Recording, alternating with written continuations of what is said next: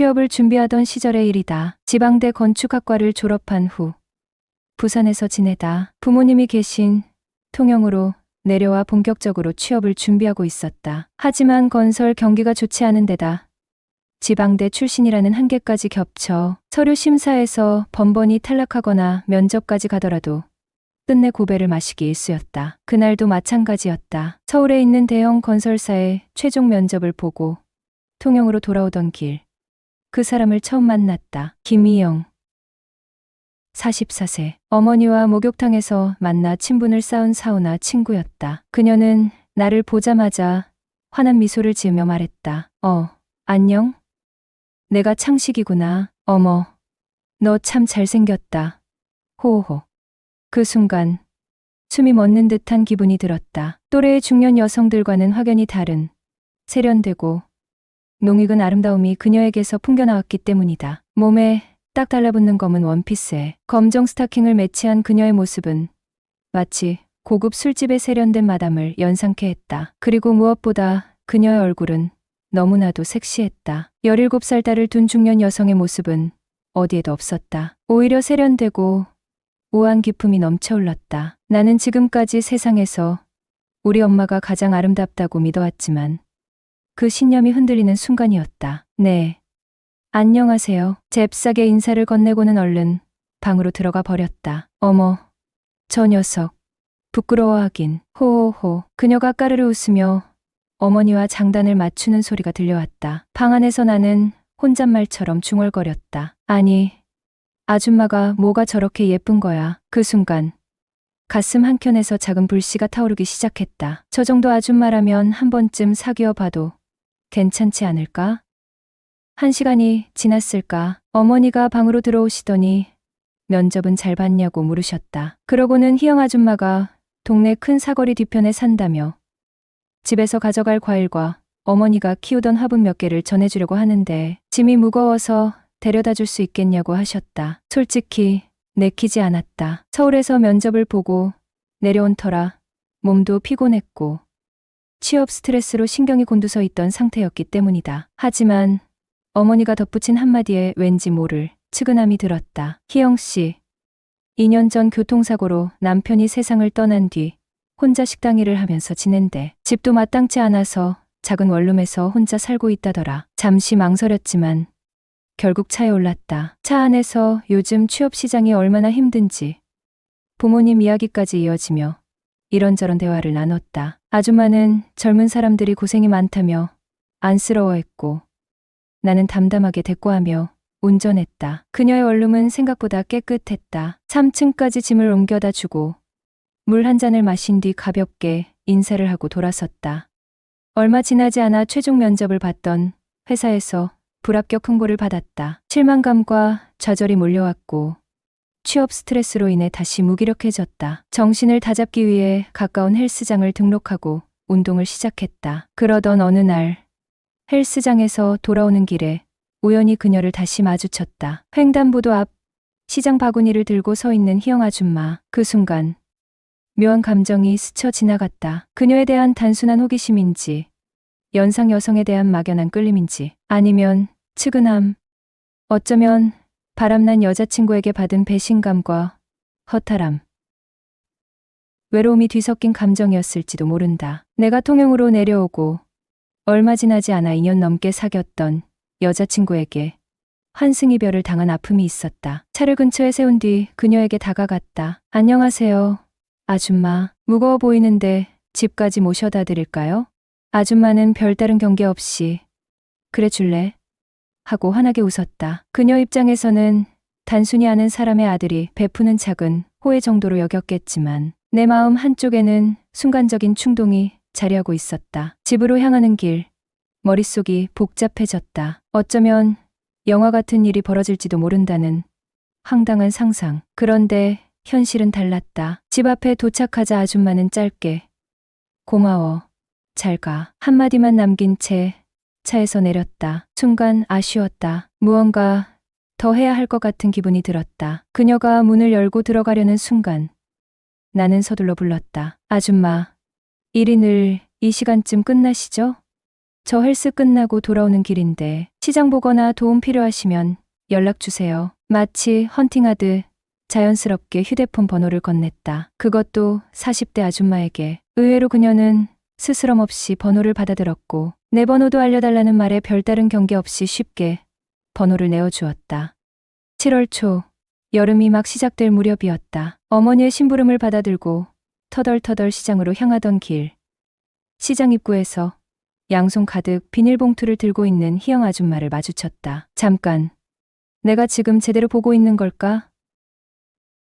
한동안 보지 못했던 그녀가 바로 눈앞에 서 있었다. 안녕하세요. 나는 반가운 마음에 지나치게 우렁찬 목소리로 인사를 건넸다. 어머, 창식이구나. 세상에. 이런 데서 널 다 보네. 그래, 잘 지냈어? 희영 아줌마는 환하게 웃으며 나를 반겼다. 그 순간 마치 오래된 기억이 불현듯 되살아나는 것 같았다. 나를 밤잠 설치게 했던 여자. 내 가슴 한구석을 알 수 없는 감정으로 뒤흔들던 여자. 나는 자연스럽게 그녀의 손에서 봉투를 낚아채 양손에 들었다. 아줌마, 제가 집까지 들어다 드릴게요. 나는 싱긋 웃으며 말했다. 아이고, 됐어. 무겁지도 않은데 뭘. 괜찮아요. 저도 가는 길이에요. 하하. 그렇게 우리는 나란히 걸으며 길을 나섰다. 밖에서 보니까 느낌이 또 다르네. 모자라 볼 뻔했어. 그녀가 내 모습을 훑어보며 말했다. 하하. 그래요? 오랜만에 마주한 그녀는 여전히 눈부셨다. 세월이 조금 묻어난 얼굴. 예전보다 살짝 부드러워진 몸매. 하지만 내 시선을 온전히 사로잡은 것은 따로 있었다. 그녀의 발, 눈을 내리깔자 붉게 칠해진 발톱이 시선을 끌었다. 노란 꽃 장식이 달린 샌들, 매끈한 발등 위에 선명하게 빛나는 새빨간 매니큐어. 이상했다. 가슴이 두근거리기 시작했다. 나는 대체 뭐 하는 놈인가? 왜 하필 저 발이 자꾸 신경이 쓰이는 거지? 희영 아줌마는 계속해서 말을 걸어왔지만 내 머릿속은 온통 그녀의 발로 가득 찼다. 저 발톱, 저 선명한 붉은색. 그러는 사이 우리는 어느새 그녀의 집 앞에 도착해 있었다. 고마워. 집에 잠깐 들어왔다 갈래? 아뇨. 괜찮아요. 나는 고개를 저었다. 그러지 말고 잠깐 들어와. 차라도 한잔하고 가. 순간 망설였다. 문턱 하나를 사이에 두고 들어가면 안 될 것 같은 묘한 기분이 들었다. 아니에요. 그럼 저 갈게요. 나는 서둘러 인사를 꾸벅하고 뒤돌아섰다. 그때 그녀의 목소리가 다시 들려왔다. 다음에 꼭 한번 놀러와. 아줌마가 맛있는 거 해줄게. 뒤돌아보지는 않았지만 나는 그녀의 입가에 번졌을 미소를 떠올릴 수 있었다. 그날 밤 내 머릿속에는 온갖 상상이 스쳐 지나갔다. 홀로 지내는 40대 여인과 젊은 남자, 그리고 서로의 외로움. 이틀 후 내가 먼저 연락했다. 아줌마, 오늘 도와드릴 일 없으세요? 그러자 아줌마는 기다렸다는 듯이 사실 오늘 과일 좀 사러 가려고 했는데 안 태워줘도 돼. 안 태워줘도 된다는 말이 오히려 당장 와도 된다는 의미처럼 들렸다. 그날도 헬스를 마친 아줌마를 데리러 갔다. 301호까지 가는 길. 묘한 긴장감이 감돌았다. 오늘은 뭔가가 일어날 것 같은 느낌이 들었다. 그리고 아줌마도 내가 베푸는 이 의가 단순한 친절이 아니라는 걸 눈치채는 듯했다. 창식아, 고생했는데 과일이라도 좀 먹고 가. 시간 괜찮아? 저야 남는 게 시간이죠. 오늘 창식이랑 다녀보니까 너무 든든하고 좋더라. 그쵸? 저도 좋았어요. 이래서 남자는 여자에게, 여자는 남자에게 필요한 거라니까요. 뭐라고? 남자가 필요하다고. 호. 뭐가 무슨 남자야. 그냥 애지. 아줌마, 저 나이가 몇인데요? 저 28살이에요. 28살이면 나한테는 애기지. 그녀는 빤히 나를 보며 엷은 미소를 지었다. 아줌마, 혹시 자기가 예쁜 거 아세요? 창식이, 너 자꾸 왜 그래? 나한테 남자로 보이고 싶은 거야? 네. 장난 아니에요. 솔직히 제가 본 40대 중에서 최고로 예쁘세요. 아니, 30대까지 포함해서요. 그녀는 얼굴을 붉히며 웃었다. 근데 정확한 나이가 어떻게 되세요? 어머, 여자 나이 함부로 묻는 거 아니야. 그래도 창식이니까 특별히 알려줄게. 나 올해 44살이야. 네? 44살이요? 전 30도 안 된 줄 알았어요. 그 정도는 아니야. 호호. 근데 내가 좀 앳돼 보이긴 하지. 근데 말이야. 제대로 된 연애도 못 해보고 나이만 먹어가는 것 같아서 좀 아쉽네. 그녀의 말이 이상하게 마음을 울렸다. 창식아. 무슨 생각해? 아줌마는 남자가 필요하고 전 여자가 필요하잖아요. 오늘처럼 잘 한번 엮이면 어떨까요?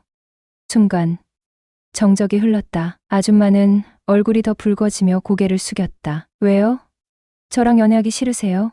아니, 그런 게 아니라 괜히 소문이라도 나면 사람들이 이상하게 볼까봐 조심스럽게 만나면 되죠. 그게 말처럼 쉽나 지켜보는 눈이 얼마나 많은데. 우리는 그 후로도 이런저런 이야기를 나누었다. 그러던 중 나는 무심히 물었다. 아줌마, 어깨 많이 아프시죠? 어머, 어떻게 알았어? 식당 일하고 나서 어깨가 늘 욱신거려. 헬스장에서 마사지 배웠는데 제가 한번 해드릴까요? 그녀는 기다렸다는 듯이 그래, 한번 해줘봐. 나는 그녀 뒤로 가서 마사지를 시작했다. 그리고 5분도 채 지나지 않아 우리는 선을 넘어버렸다. 아줌마는 순간 당황한 듯 했지만 예상했던 일이었던 듯 받아들였다. 그날 밤 우리는 서로의 외로움을 채웠다. 그리고 6개월 후 나는 취업에 성공했다. 강원도 건설사 현장에 발령을 받아 통영을 떠나야 했다. 그렇게 우리의 관계는 장거리 연애로 이어졌다. 희영 아줌마와 1년 넘게 만나오고 있어요. 함께 웃고 떠드는 시간은 마치 꿈처럼 달콤했어요. 나이 차이는 숫자에 불과하다는 것을 그녀를 만나면서 실감하게 되었죠. 우리는 서로의 삶에 깊숙이 스며들었고 장거리 연애라는 핸디캡에도 불구하고 뜨겁게 사랑했어요. 통영과 강릉, 물리적인 거리는 멀었지만 마음만은 늘 가까이 있다고 믿었네요. 주말마다 달려가는 통영행 버스 안에서 저는 늘 설렘과 기대로 가슴이 벅차올랐죠. 희영 아줌마를 만나는 주말은 마치 짧은 휴가 같았어요. 가끔은 사소한 일로 다투기도 했지만 얼굴을 마주보고 하룻밤을 함께 보내면 언제 그랬냐는 듯 스르륵 녹아내리곤 했거든요. 우리의 사랑은 그렇게 굳건하다고 저는 철석같이 믿고 있었어요. 하지만 행복은 영원할 것 같았던 그 시간이 서서히 균열이 생기기 시작했어요. 다행히 바라던 회사에 합격했지만 기쁨도 잠시.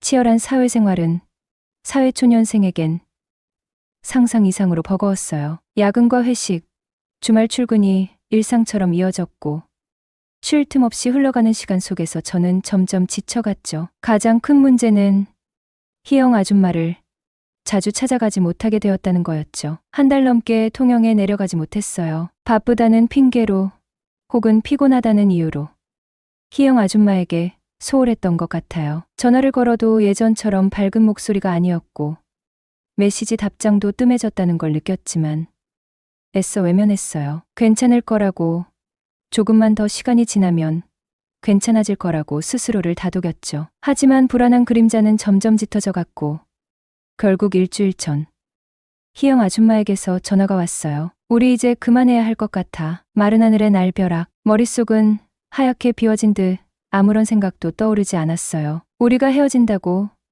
상상조차 해본 적 없는 일이었기에 현실감이 느껴지지 않았어요. 그녀의 울먹이고 있었고 떨리는 목소리로 말을 이어갔어요. 장거리 연애 너무 힘들어. 자기도 알잖아. 점점 연락도 뜸해지고 만나는 횟수도 줄어들고 나 혼자 이 관계를 끌어가는 것 같아서 너무 지쳐. 미안해. 정말 미안해. 나쁜 년이라고 욕해도 돼. 사실 어저께 식당에 자주 오던 손님이랑 술김에 선을 넘어버렸어. 심장이 쿵 내려앉는 듯 했어요. 배신감, 충격, 슬픔, 온갖 감정이 뒤섞여 정신을 차릴 수가 없었어요. 바람이라니 희영 아줌마가 나를 두고 바람을 피웠다니 믿을 수 없었어요. 그녀는 울면서 자기가 바람 피울 줄은 꿈에도 몰랐다며 자책했어요. 미안하다는 말을 수없이 반복했지만 그 어떤 위로도 제 귀에는 들리지 않았네요. 나도 내가 왜 그랬는지 모르겠어. 자기가 너무 보고 싶었고 외로웠어. 근데 그 손님이 자꾸 나한테 친절하게 대해주고 따뜻하게 말 걸어주고 나도 모르게 마음이 흔들렸나 봐. 희영 아줌마의 눈물은 멈추지 않았지만 제 마음은 점점 차갑게 식어갔어요. 원망스러운 마음이 들었지만 동시에 죄책감에 휩싸였어요. 그녀를 외롭게 만든 건 결국 나 자신이었으니까요. 취업에 성공했을 때 기뻐하면서도 한편으로는 불안했어요. 우리의 관계가 변할까봐, 멀어질까봐 두려웠거든요. 그리고 그 두려움은 잔인한 현실이 되어 제 눈앞에 나타났죠. 그녀의 눈물, 그녀의 고백, 그리고 엇갈려버린 우리의 사랑 모든 것이 꿈처럼 느껴졌지만 가슴 한켠에 드리워진 먹먹한 슬픔은 너무나 현실적이었어요. 우리는 정말 끝난 걸까요? 이대로 모든 것을 놓아줘야 하는 걸까요? 복잡한 생각들이 꼬리에 꼬리를 물고 이어졌고 새벽녘까지 잠 못 이루고 뒤척였어요. 그녀와의 추억들이 파노라마처럼 스쳐 지나가면서 가슴은 더욱 미어지는 듯 아팠거든요. 우리의 사랑은 정말 이렇게 허무하게 끝나는 걸까요? 우리는 잃고 나서야 비로소 그것이 얼마나 소중했는지 깨닫는다. 썰라디오입니다. 오늘은 한 부부가 새로운 자극을 찾아 선택한 금지된 관계가 어떻게 그들의 삶을 뒤흔들었는지 이야기하려고 합니다. 사연자는 어느 날 아내가 우리 관계에 새로운 변화를 주고 싶다는 말로 시작된 충격적인 제안을 받습니다. 초대남, 초대녀라는 단어가 낯설었던 그들. 그러나 단 한 번의 호기심이 결국 그들을 끝없이 깊은 늪으로 끌어들이고 말았다고 하는데요. 이젠 우리 둘만으로는 만족할 수 없을지도 몰라. 아내의 이 말에서 시작된 이야기는 다른 커플들과의 스와핑으로 이어졌고, 그 과정에서 서로의 감정은 점점 엇갈리고 파국으로 치닫습니다. 과연 이 부부는 금지된 관계 속에서 어떤 선택을 했고 무엇을 느꼈을까요? 지금부터 사연자의 생생한 고백을 함께 들어보시죠. 안녕하세요. 저는 올해 42이 된 박재영이라고 합니다. 결혼한 지 10년이 되었고, 저와 제 아내 민경은 딸 하나를 두고 비교적 안정된 삶을 살고 있었습니다. 하지만 가끔은 결혼 생활의 단조로움이 우리를 지치게 만들었고, 서로의 관계도 점점 매너리즘에 빠져가는 것 같았습니다. 그런데 어느 날 아내가 내게 뜻밖의 말을 꺼냈습니다. 자기야, 우리 솔직히 요즘 좀 지루하지 않아? 나는 잠시 당황하며 대답했습니다. 뭐, 그럴 때도 있지. 근데 왜? 아내는 잠시 머뭇거리다 조심스럽게 말을 이어갔습니다. 우리 새로운 걸 시도해보면 어떨까? 다른 부부들처럼. 그 말은 단순한 농담이 아니었습니다. 그녀는 내가 무슨 말을 할지 지켜보며 긴장한 눈빛으로 나를 바라보고 있었습니다.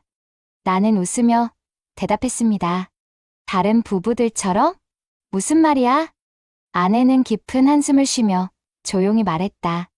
우리 초대남 같은 거 해보는 거 어때? 그냥 한 번쯤 서로에게 새로운 자극이 될지도 몰라. 나는 그녀의 말을 듣고 얼어붙었습니다. 초대남이라는 단어는 내게 너무나 낯설고 충격적이었습니다. 너 지금 진심이야? 우리가 그런 걸 왜 해야 하는데? 아내는 고개를 끄덕이며 말했다. 재영아, 우리 결혼한 지 10년 됐잖아. 나도 너도 서로 사랑하지만 솔직히 가끔은 다른 감정이 필요할 때가 있잖아. 그냥 한 번만 해보자는 거야. 강요하는 건 아니고. 그날 밤 나는 잠을 이룰 수 없었습니다. 아내의 말은 나를 혼란에 빠뜨렸습니다. 하지만 동시에 그녀의 제안이 내 안에 묘한 호기심을 자극하고 있다는 것을 부정할 수 없었습니다. 첫 번째 초대남. 며칠 후 아내는 내게 조심스럽게 말했습니다. 내가 한 사람을 골라봤어. 그냥 우리 둘 다 편하게 느낄 수 있을 것 같은 사람이야. 아내는 온라인을 통해 초대남을 찾았고 내가 동의하자 날짜를 정했습니다. 그날 나는 아내와 초대남의 만남을 지켜보았습니다. 처음에는 불편하고 견딜 수 없었지만 시간이 지나면서 묘한 감정이 나를 지배했습니다. 아내는 처음엔 어색해 보였지만 점점 더 자연스럽게 그를 받아들이는 모습이었습니다. 나는 복잡한 감정 속에서 한편으로는 자극을 느꼈고 다른 한편으로는 아내를 향한 질투와 분노가 뒤섞여 있었습니다. 그날 밤 우리는 서로 아무 말도 하지 않았습니다. 하지만 나는 아내가 더 이상 단순히 내 아내로만 남지 않을 거라는 것을 깨달았습니다. 며칠 후 아내는 내게 물었습니다. 자기는 초대녀를 초대해보고 싶어? 아니면 그냥 여기서 멈출까? 나는 잠시 고민했지만 아내가 초대남과 보낸 그날 밤의 감정이 떠올랐습니다. 그래, 나도 한번 해보자. 아내는 초대녀를 찾는 과정을 도와줬습니다. 그녀는 내가 초대남을 수락했으니 나 역시 같은 기회를 가져야 한다고 말했습니다. 결국 우리는 초대녀를 초대하기로 결정했고 그날 밤은 나에게 새로운 감정을 불러일으켰습니다. 하지만 초대녀와의 만남이 끝난 뒤 나는 아내가 이 모든 상황에 대해 어떻게 느낄지 궁금해졌습니다. 괜찮아? 내가 생각했던 것처럼 됐어? 아내는 고개를 끄덕이며 말했다. 응, 그런데 묘한 기분이 드네. 우리 이렇게 계속 괜찮을까? 첫 번째, 균열. 초대남과 초대녀를 경험한 후 우리는 둘 다 서로에게 서먹해졌습니다. 평소엔 자연스럽게 대화를 나누던 우리였지만 이제는 어색한 침묵이 흐르는 날이 많아졌습니다. 나는 아내가 여전히 초대남과의 만남을 떠올리고 있을까 두려웠고 아내 역시 내가 초대녀를 어떻게 기억하고 있을지 궁금해하는 것 같았습니다. 우리는 서로에 대해 말하지 않았습니다. 마치 그 모든 것을 없었던 일처럼 묻어두려는 듯 행동했습니다. 하지만 마음 깊은 곳에서는 이 모든 것이 결코 간단하지 않다는 걸 알고 있었습니다. 초대남과 초대녀를 경험한 뒤 아내와 저는 서로에게 서먹해졌습니다. 처음에는 아무렇지 않은 척하며 지내려 했지만 우리 사이에 흐르는 묘한 긴장감은 숨길 수 없었습니다. 그 감정은 마치 말할 수 없는 비밀을 품고 있는 사람들 사이에 침묵 같았습니다. 어느 날 아내가 조심스럽게 말을 꺼냈습니다. 재영 씨, 우리 요즘 좀 이상하지 않아요? 저는 대답 대신 고개를 끄덕였습니다. 내가 초대남을 제안했을 때 우리가 이런 기분을 느낄 거라고는 상상도 못했어요. 아내는 잠시 머뭇거리더니 조용히 말을 이었습니다. 우리 다른 방법을 생각해 봐야 할 것 같아요. 며칠 뒤 아내는 새로운 제안을 했습니다. 다른 부부를 만나보는 건 어때요? 스와핑 같은 거요. 그 말은 저를 또 한 번 충격에 빠뜨렸습니다. 초대남과 초대녀도 충분히 도전적이었는데 이제는 다른 커플과의 교류라니요. 저는 한동안 대답하지 못했습니다. 하지만 그녀의 말에는 어딘가 설득력이 있었습니다. 재영 씨, 우리가 그동안 해왔던 건 서로를 위해서였잖아요. 그런데 지금은 오히려 그게 우리 사이를 더 어색하게 만든 것 같아요. 만약 다른 커플과 함께라면 이 감정을 좀 더 자연스럽게 풀 수 있지 않을까요? 그녀의 논리는 어쩌면 맞는 말처럼 들렸습니다. 하지만 한편으로는 이 선택이 우리를 더욱 파국으로 몰고 가지 않을까 두려웠습니다. 결국 저는 아내의 제안을 받아들였습니다. 그녀는 온라인을 통해 같은 관심사를 가진 부부를 찾았고 대화를 나누며 서로의 생각을 확인했습니다. 상대 커플은 우리의 제안에 긍정적이었고 약속을 잡았습니다. 처음으로 그들과 만나는 날, 저는 묘한 긴장감과 불안을 느꼈습니다. 한편으로는 이 경험이 아내와 저를 다시 가까워지게 해줄 수도 있다는 기대감도 있었습니다. 약속 장소에서 만난 그들은 평범해 보이는 부부였습니다. 웃으며 우리를 반기고 대화는 자연스럽게 이어졌습니다.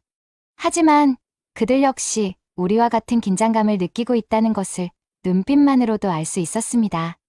우리는 함께 저녁을 먹으며 술잔을 나눴습니다. 술이 돌면서 분위기는 점점 더 부드러워졌고 서로의 경계도 조금씩 허물어졌습니다. 상대방 남편이 제게 말을 걸었습니다. 재영 씨, 우리도 처음엔 이런 제안이 좀 이상하게 느껴졌어요. 그런데 막상 해보니 생각보다 괜찮더라고요. 그의 말에 저는 고개를 끄덕이며 웃었지만 제 속은 여전히 복잡했습니다. 저녁이 끝난 후 우리는 약속했던 대로 서로 방을 바꿔 시간을 보내기로 했습니다.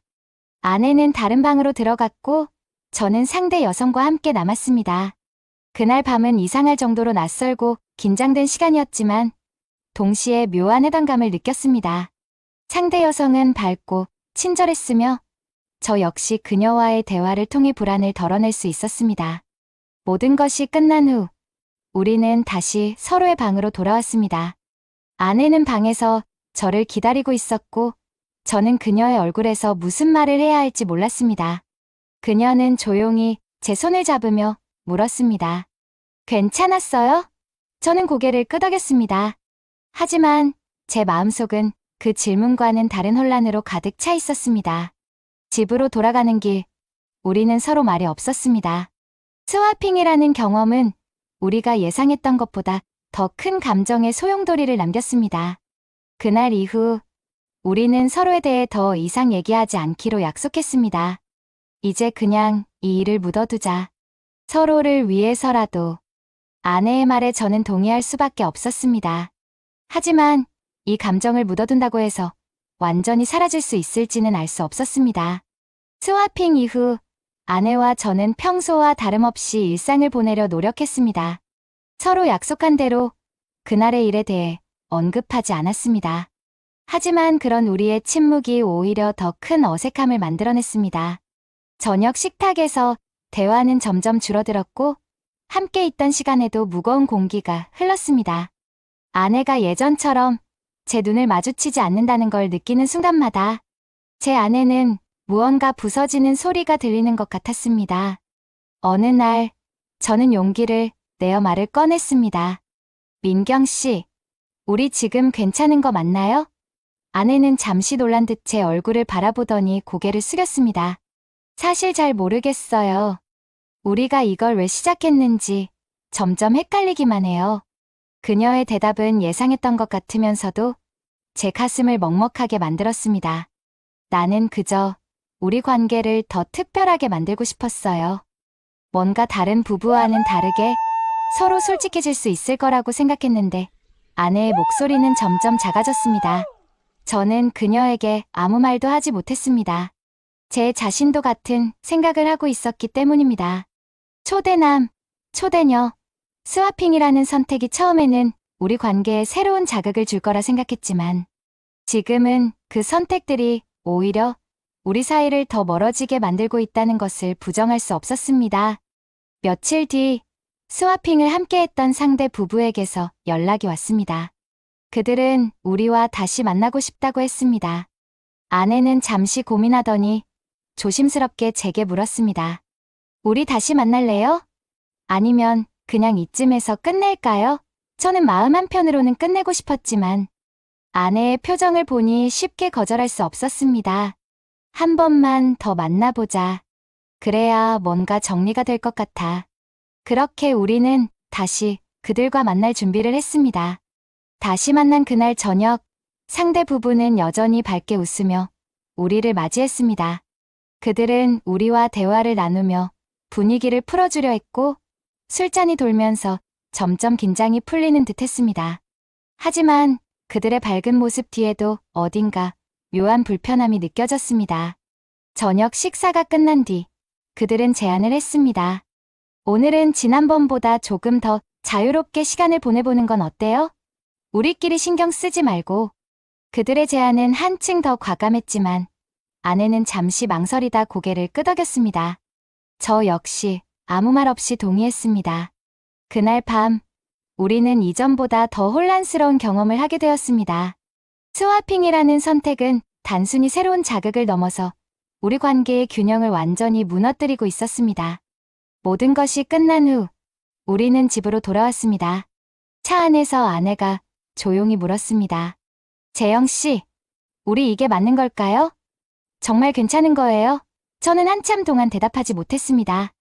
머릿속에서는 수많은 생각이 떠올랐지만 그 어떤 것도 확신할 수 없었습니다. 솔직히 말하면 나도 잘 모르겠어. 우리가 어디로 가고 있는 건지조차 모르겠어. 아내는 고개를 숙인 채 아무 말도 하지 않았습니다. 그날 이후 우리는 점점 더 서로를 피하게 되었습니다. 같은 집에 살면서도 대화를 나누는 횟수가 줄어들었고 눈을 마주치는 일이 거의 없어졌습니다. 아내는 더 자주 혼자만의 시간을 가지려 했고 저 역시 혼자 있는 시간이 익숙해지기 시작했습니다. 스와핑은 단순히 새로운 자극을 넘어 우리 관계의 근본적인 신뢰와 친밀함을 흔들어 놓고 있었습니다. 하루는 아내가 제게 말했습니다. 우리 이제 그만하면 안 될까요? 더 이상은 못하겠어요. 그녀의 말은 제게 너무도 당연하면서도 한편으로는 너무 늦었다는 느낌을 주었습니다. 저는 고개를 끄덕이며 대답했습니다. 그래. 우리 이제 그만하자. 스와핑을 멈추기로 한 뒤 아내와 저는 서로 아무 일도 없었던 것처럼 지내려 했습니다. 하지만 이미 우리 관계는 처음으로 돌아갈 수 없는 곳까지 와 있었습니다. 집안은 침묵으로 가득했고 대화는 필요한 말 몇 마디로 끝나는 날이 많았습니다.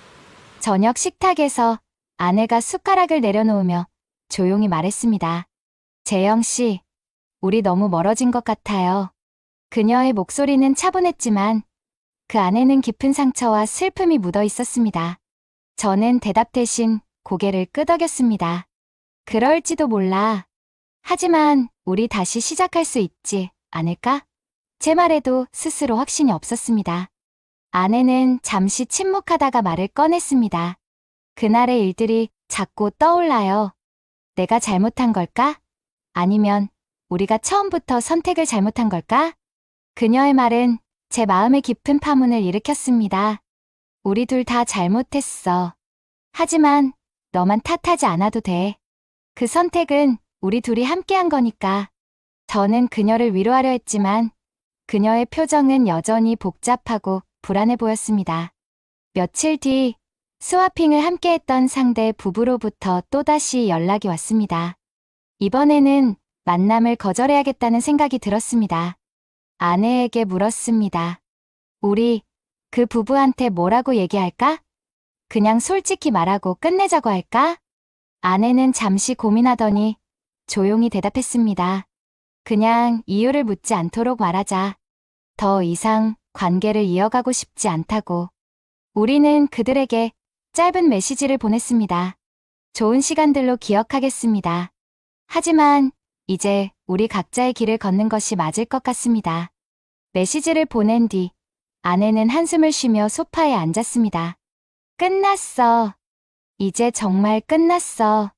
그녀는 자신에게 하는 말처럼 중얼거렸고 저는 그 말이 너무 늦은 선언처럼 느껴졌습니다. 스와핑을 멈춘 후에도 우리 사이에는 여전히 묻어둔 감정들이 남아 있었습니다. 아내는 가끔 혼자만의 시간을 가지겠다며 외출했고 저는 그런 그녀를 붙잡지 않았습니다. 그녀가 문을 닫고 나간 뒤 텅 빈 집에 홀로 남아있을 때면 머릿속에는 과거의 장면들이 떠올랐습니다. 아내가 다른 남자와 함께 있었던 순간, 그리고 제가 다른 여성과 시간을 보냈던 순간들이 섞이며 저를 괴롭혔습니다. 어느 날 밤, 저는 아내에게 물었습니다. 민경 씨, 아직도 그날의 일이 자꾸 떠올라요? 그녀는 눈을 피하며 대답했습니다. 안 떠올리려고 노력해요. 하지만 솔직히 말하면 가끔 생각나요. 그리고 그럴 때마다 미안하고 또 혼란스러워요. 그녀의 말은 마치 제 마음을 그대로 표현한 것 같았습니다. 저는 고개를 숙이며 대답했습니다. 나도 그래요. 아마 평생 잊지 못할지도 몰라. 시간이 지나면서 우리는 서로의 상처를 보듬기 위해 노력했습니다. 하지만 그 과정은 결코 쉽지 않았습니다. 아내는 점점 더 혼자만의 시간을 가지려 했고 저는 그런 그녀를 이해하려 애썼습니다.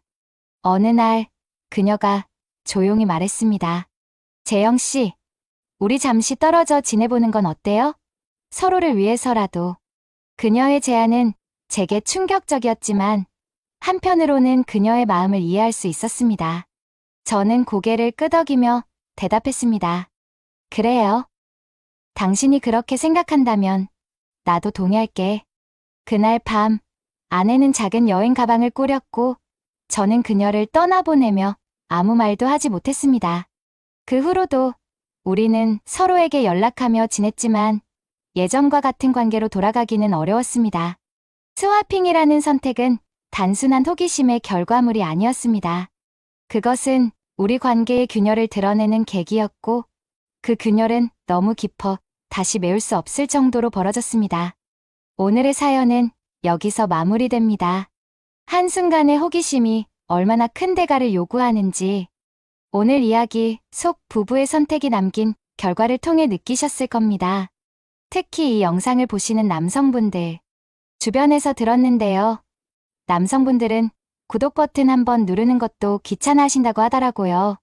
하지만 여러분의 구독이 저희에게는 정말 큰 힘이 됩니다. 간단한 클릭 한 번이 썰라디오를 더 오래, 더 다양하고 진솔한 사연으로 여러분을 찾아뵐 수 있게 해주는 가장 큰 응원이거든요. 바쁘신 와중에도 영상 들어주셔서 감사합니다. 힘이 되는 구독과 좋아요, 그리고 댓글까지 남겨주시면 더 열심히 노력하겠습니다. 다음 사연에서 또 뵙겠습니다. 오늘의 사연을 시작합니다. 안녕하세요. 저는 유튜브를 잘 보고 있는 30대 구독자입니다. 얼마 전부터 사부님 채널을 보기 시작했는데 제가 겪는 일도 사연으로 보내면 재미있을 것 같아서 부족하지만 용기를 내어 보내게 되었습니다. 금수저까지는 아니지만 열심히 사시는 부모님 덕분에 어렸을 때부터 부족함 없이 잘 살았습니다. 특히 제가 어렸을 때 다치면서 장애인이 된 이후에는 남들에게 무시당하지 않게 해주고 싶으셨는지 과하게 잘해주셨습니다. 사실 외적으로 보았을 때는 제가 장애인인지 알 수 없을 만큼 미비한 수준인데도 다 부모님 때문이라면서 매번 속상하셨습니다. 특히 군대가 면제되었을 때는 많이 속상해 하셨습니다. 뭔가 국가에서 자기 아들은 몸에 하자가 있다고 낙인을 찍은 것 같다고 하시면서 한동안 많이 힘들어 하셨습니다. 그런 반면에 친한 친구들은 엄청 부럽다면서 매일같이 국방부에 신고해야 된다며 장난을 쳤습니다. 아무튼 친구들이 휴학을 하고 군대를 갈 때 저도 휴학을 하였습니다. 그리고 아버지 공장에서 일을 하기 시작했습니다. 1년 정도 열심히 돈을 모아서 1년 정도는 국내든 해외든 여행을 다니고 싶었습니다. 낮에는 아버지 회사에서 일을 하고 밤에든 과외 아르바이트를 하면서 열심히 돈을 모았습니다. 약속한 1년이 끝나고 나니 열심히 벌어 모은 돈을 여행에 다 써버리기엔 아깝다는 생각이 들었습니다. 패키지 같은 여행은 너무 비싼 것 같고 자유여행을 하더라도 여기저기 많은 나라를 여행 다니기에는 돈이 아까운 것 같아서 한참을 고민 끝에 어릴 적 친한 친구가 살고 있는 미국으로 갔습니다. 친구 따라서 미국 여행도 다니고 홈파티에도 가보고 미국 친구도 많이 사귀었습니다. 서너 달 정도 미국에서 지내다 보니 미국 친구들과 많이 친해졌고 그들을 통해서 비트코인을 알게 되었습니다. 그때 당시에 한국에서는 비트코인이 이슈가 되기 전이었습니다. 가상화폐가 어쩌고 하면서 실제로도 물건을 사고 팔 수가 있고 환전이 필요 없고 등등 하면서 장점을 설명을 하면서 해보라고 저한테 권유를 하는데 왠지 안 하면 후회할 것 같은 생각이 들었습니다. 투자라는 것은 한번 해본 적이 없는 제가 겁도 없이 가지고 있는 돈의 절반을 투자하였습니다. 처음에는 하루 종일 쳐다보고 있으니 기분이 좋아졌다가 나빠졌다가 하고 밥도 제대로 못 먹고 힘들었습니다. 투자한 돈이 그때 당시에 저에게는 엄청 큰 돈인 것은 맞지만 미국에서 지내면서 쓰는 밥값과 숙박비, 그리고 제 인생에 다시는 없을 시간이라는 생각에 과감히 잊고 미국 생활을 즐겼습니다. 그리고 미국 여행이 끝나고 한국에 와서 복학도 하고 아버지 회사 일도 도와드리면서 지내다 보니 비트코인에 투자한 것을 잊고 살았습니다. 대학을 졸업하고 본격적으로 아버지 회사에서 일을 하면서는 중간중간 비트코인 뉴스를 보았지만 제가 투자한 것도 잊은 채 무심히 보고 넘겼습니다. 그렇게 5년쯤 회사 생활을 하였더니 30살이 되었고 그동안 모은 월급과 부모님 도움을 받아 30평대 아파트를 사서 독립하게 되었습니다. 비싼 아파트는 아니었지만 30살이라는 어린 나이에 제 집도 생기고 아버지 회사에서도 나름 인정도 받고 자리를 잡으니 세상 부러울 것이 없었습니다. 그렇게 제 인생에 만족을 하고 있었지만 저희 부모님은 제가 여자친구도 없이 회사에서 일만 하는 것이 걱정이 많으셨고 언제부턴가 소개팅이나 선자리를 알아봐 오셨습니다. 그렇게 한 명, 두 명 여자들을 만나보기 시작했습니다. 그렇게 소개팅으로 만난 여자와 첫 번째 데이트를 하는데 주식이나 부동산 등 투자에 아주 관심이 많은 여자였습니다. 아버지 회사에서 일을 하다 보니 제 또래 대비 많은 월급도 받는 편이라 투자에 관심이 없었지만 그 여자가 너무 열정적으로 이야기하길래 관심이 많은 척하면서 들어주고 있었습니다. 그러다가 비트코인 이야기하면서 많이 올랐다면서 혹시 해봤냐고 물어보는데 순간 20대 초반에 미국 여행 갔다가 샀던 비트코인들이 생각나기 시작했습니다. 아주 옛날에 조금 사둔 것이 있는데 잊고 살았는데 덕분에 생각이 났다며 고맙다고 하였습니다. 그런데 그 여자가 저보다 더 흥분을 하기 시작하더니 빨리 확인해보자는 것이었습니다. 그때 당시에 적어두었던 다이어리를 찾아야 하고 본가에 있는지 제 집에 있는지 잘 기억이 나지 않는다고 하였더니 이러고 있을 때가 아니라면서 본가든 제 집이든 그 다이어리를 찾으려 가자고 난리였습니다. 그 여자의 태도가 썩 내키지는 않았지만 저렇게까지 흥분하는 그녀를 보고 있으니 저도 궁금하기 시작했습니다. 제 집을 다 뒤져서 그 다이어리를 찾아서 미국 가상화폐 사이트에 로그인해서 보았는데 13년도 3월에 샀던 800만 원이 21년 겨울에 확인하는 시점에 126억이 되어 있었습니다. 너무 놀래서 이거 맞나 싶어서 몇 번이나 확인하고 옆에 있던 그 여자에게 물어보았고 그 여자는 대박이라며 방방 뛰기 시작했습니다. 아무리 생각해도 믿을 수가 없어서 그때 같이 샀던 미국 친구에게 연락을 하였더니 아직까지 가지고 있었냐면서 대박이라며 정말 축하한다고 하였습니다. 1시간 정도의 흥분이 가라앉고 나서 자세히 보니 왠지 금액이 떨어질 것 같은 차트가 보여서 뒤도 안 돌아보고 전부 다 팔았습니다. 그녀는 자기 때문에 찾았는데 어느 정도 보상을 해줘야 되지 않냐고 묻길래 적당한 선물 정도 사줄 생각으로 편하게 말하라고 하였더니 10%를 띄워달라고 하는 것이었습니다. 순간 당황해서 정신나간 여자인 줄 알았습니다. 농담이라고 하더니 갑자기 제가 너무 마음에 든다면서 당장 사귀자고 했다가 집도 있고 준비가 다 되어 있으니 결혼을 하자고 했다가 너무 성급한 것 같으면 당장 동거부터 시작하자면서 혼자서 이런저런 상상을 하면서 김칫국을 마시기 시작하는데 순간 그 여자도 그 돈도 무서워지기 시작했습니다. 일단 저녁에 부모님 집에서 가족 모임이 있으니 오늘 그만 돌아가 달라고 하였습니다. 그녀는 꼭 연락하라면서 신신당부를 하면서 제 집을 나갔습니다. 혼자서 이 상황을 고민하다가 일단 부모님 집으로 갔습니다. 제가 감당할 수 있는 금액이 아니라서 부모님께 다 말씀을 드렸습니다. 부모님께서는 제 운이고 복이라면서 제가 그 돈은 제가 뜻대로 하라고 하셨습니다. 그러면서 그 여자와는 인연을 끊고 다른 지인들에게도 절대 말을 하지 말라고 하셨습니다. 하지만 그날 만난 여자가 어머니 지인의 친구 딸이었기에 어머니 지인들 사이에서는 소문이 났고 한동안 밥 사고 커피 사고 돈 빌려달라는 전화를 받으시느라 고생을 하셨습니다. 저 역시도 그녀한테 반년을 넘게 만나보자 또는 결혼하자면서 자기가 밤마다 저를 행복하게 해줄 자신이 있다면서 일단 오늘 밤만 제 집에서 자고 가게 해달라는 말까지 하는데 저라는 사람이 아니라 그 돈을 탐내하는 것이 너무 무서웠습니다. 결국 한참을 따라다니다가 연락이 끊어졌는데 가끔씩 급 돈이 필요하다면서 돈 빌려달라는 문자가 오기도 합니다. 그리고 비트코인 수익금은 부모님의 뜻에 따라서 서울에 아파트 하나 사고 건물도 하나 샀습니다. 그리고 남은 금액으로 부모님과 제 차를 바꿨고 대학원 다니고 있는 여동생의 학비와 편하게 다닐 수 있도록 학교 근처에 전세 아파트를 얻어주었습니다.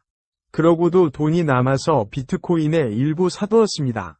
나중에 40살이 넘으면 확인해 볼 생각으로 다시 잊고 평소처럼 회사에 출근해서 야근도 하고 주말 특근도 하면서 바쁘게 지내고 있습니다. 그리고 그 여자한테서 받는 충격 때문인지 모르겠지만 아직까지 만나는 여자는 없습니다. 더 늦기 전에 좋은 여자를 만나서 결혼도 하고 아이도 낳아야 되는데 그것이 잘 될지 걱정이 많이 됩니다. 오늘의 사연은 여기까지입니다. 구독과 좋아요, 알림 설정 부탁드립니다. 긴 글을 읽어주셔서 감사합니다. 구독과 좋아요 꾹꾹 눌러주세요. 꾹꾹. 알림 설정도 꾹꾹 눌러주세요.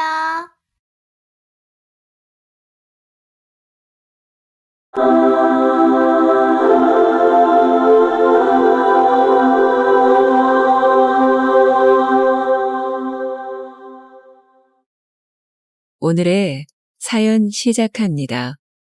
제 나이는 40대 중반, 아이들과 와이프와 함께 살고 있는 평범한 가정의 가장입니다.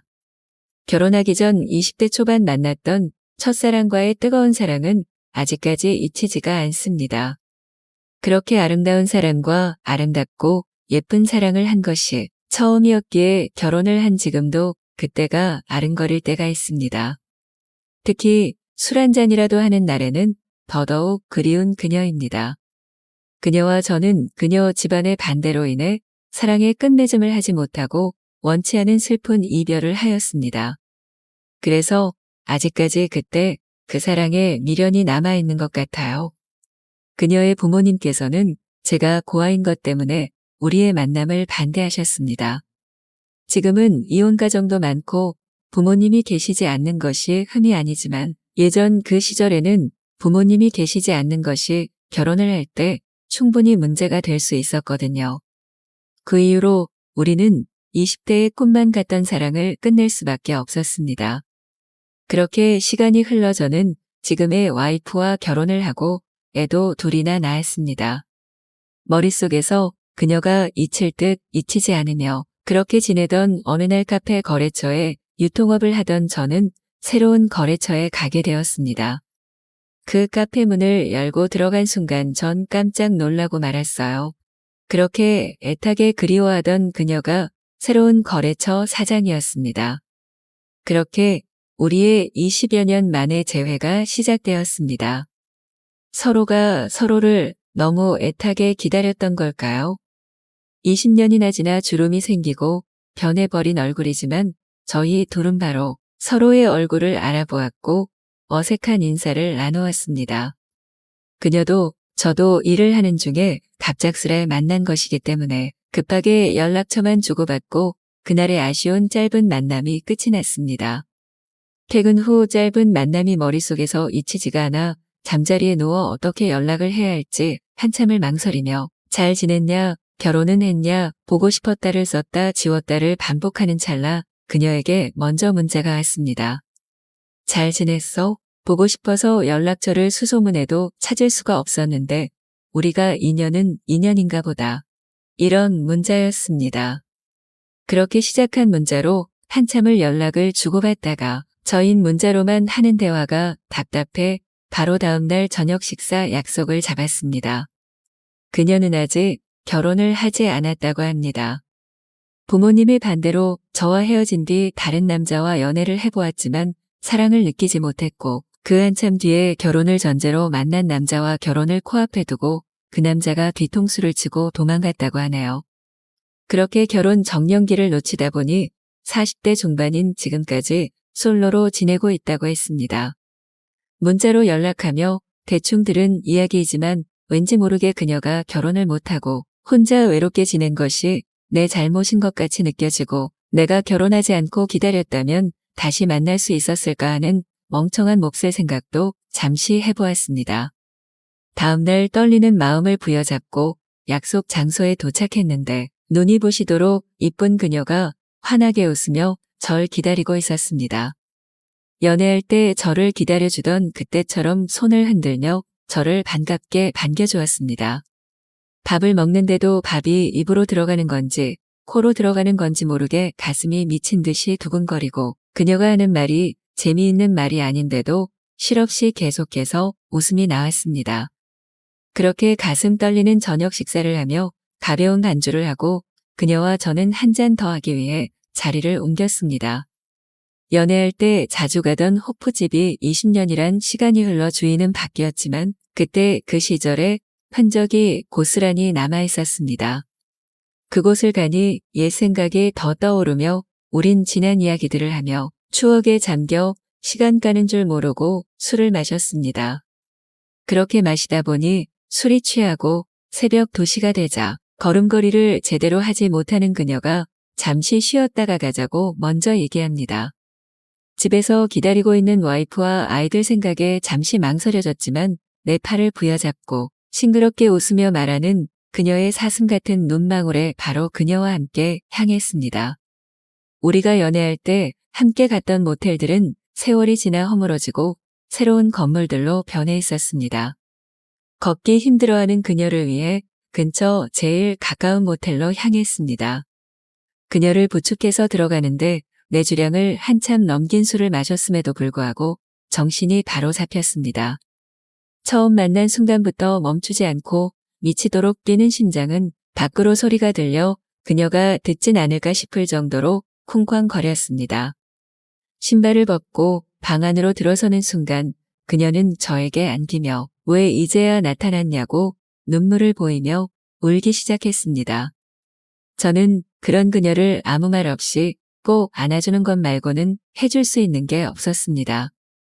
눈물을 보이는 그녀를 안아주는 그 순간 그 녀석이 움찔거리기 시작했습니다.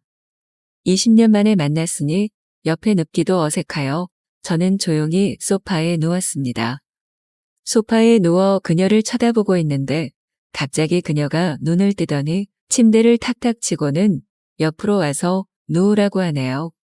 조심스럽게 나는 그녀 옆자리로 자리를 옮겼습니다. 와이프 앞에서는 반응도 안 하던 놈이 오늘은 뚫고 나오려 난리를 쳐댑니다. 저는 부끄러운 제 모습을 그녀에게 들키지 않으려고 돌려 누웠습니다. 그 순간 갑자기 뒤에서 저를 와락 껴안는 그녀가 20대 때는 근육질 몸이었는데 근육 다 어디 갔냐며 장난을 치며 술에 취한 목소리로 웃으며 몸 이곳저곳을 어루만져댑니다.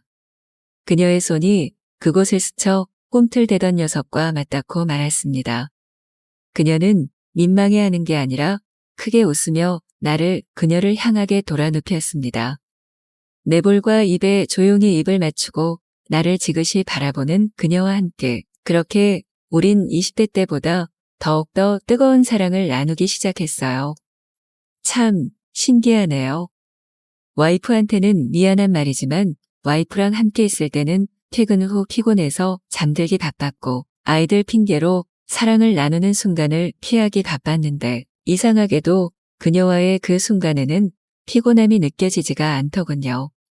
뜨겁게 나누는 사랑은 한 번으로 끝나는 것이 아니라 몇 번이고 사랑을 나눌 수 있다는 사람들의 이야기를 들을 때면 저는 지금까지 와이프랑 한 번 이상의 사랑은 불가능했으니 그 말이 거짓말인 줄 알았지만 그녀와 있으며 그게 가능하다는 것을 알아버렸습니다.